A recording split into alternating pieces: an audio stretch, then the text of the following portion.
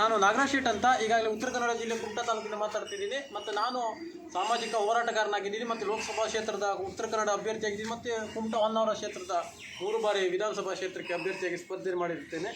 ವಿಷಯ ಏನಂದರೆ ಈಗಾಗಲೇ ನಮ್ಮ ದರ್ಶನ್ ಒಂದು ಏನು ಬಗ್ಗೆ ಏನು ಚರ್ಚೆಗಳು ನಡೀತಿದ್ದಾವೆ. ರಮ್ಯಾ ಅವರು ಏನು ಹೇಳಿದರು ಅಂದರೆ ಅವರಿಗೆ ಏನು ಸುಪ್ರೀಂ ಕೋರ್ಟಿಗೆ ಒಂದು ನಮಗೆ ಆಶಾಕಿರಣ ಮೂಡಿಸಿದ್ದಾರೆ ಅಂತ ಹೇಳ್ತಾ ಇದ್ದಾರೆ ಸುಪ್ರೀಂ ಕೋರ್ಟ್ ಅವರು ನಮಗೆ ಕಾವೇರಿ ನೀರು ವಿಷಯದಲ್ಲಿ ಹಲ್ಕಟ್ಗಿರಿ ಮಾಡಿರೋದೇ ಸುಪ್ರೀಂ ಕೋರ್ಟು.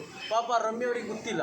ಒಂದನೇದು. ಎರಡನೇದು ಕೇಳಿದ್ರೆ ಏನಂದರೆ ಅವರು ಈಗಾಗಲೇ 13 ವರ್ಷದಿಂದ ನಾವು ಅವರು ರಾಜಕೀಯ ಏನು ಸಿನಿಮಾ ಕ್ಷೇತ್ರದಲ್ಲೇ ಇಲ್ಲ. ಯಾಕಂದರೆ ನೀರ್ದೋಸೆ ಪಿಕ್ಚರ್ನಿಂದನೇ ಅವ್ರು ನೀರ್ದೋಸೆನೇ ಆಗೋದ್ರು ಲಾಸ್ಟಿಗೆ.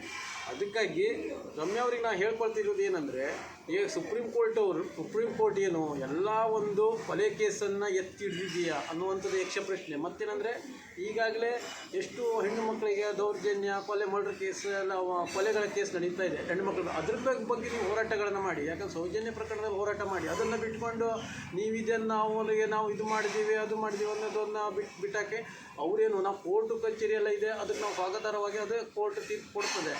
ಯಾರು ತಪ್ಪಿಸ್ತರು ನೀವು ತಪ್ಪಿತಸ್ಥರ ಥರನೇ ಮಾತಾಡೋದು ಅದು ಸರಿಯಲ್ಲ.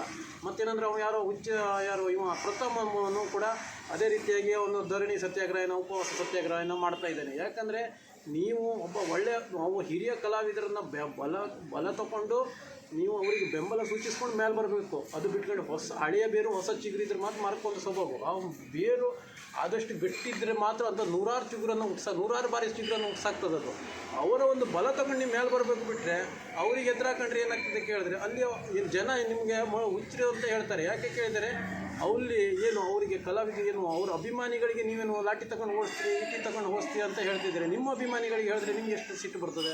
ಆ ಒಂದು ನಿಟ್ಟಿನಲ್ಲಿ ನೀವು ಇನ್ನೂ ಕೂಡ ಒಂದು ಪಿಕ್ಚರ್ ಕೂಡ ರಿಲೀಸ್ ಮಾಡಿಲ್ಲ ಸರಿಯಾಗಿ.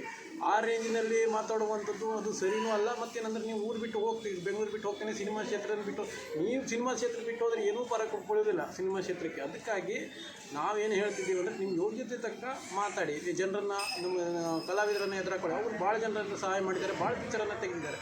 ನೀವು ಒಂದು ಪಿಕ್ಚರ್ ಉದಯೋನ್ಮುಖ ಪ್ರತಿಭೆ ಆಗಿರೋದ್ರಿಂದ ನೀವು ಬೆಳೆಯೋದನ್ನು ಮೊದಲು ಕಲ್ತ್ಕೊಳ್ಳಿ. ಅದನ್ನು ಬಿಟ್ಟುಕೊಂಡು ಅದನ್ನು ನಾವು ಲಾಟಿನ ಓಡಿಸ್ತೀವಿ ಅಂದ್ಕೊಂಡು ನೀವು ಲಾಟಿನ ಓಡಿಸೋಕೆ ನಿನ್ನ ಹತ್ರ ಆಗ್ತದೇನಪ್ಪ.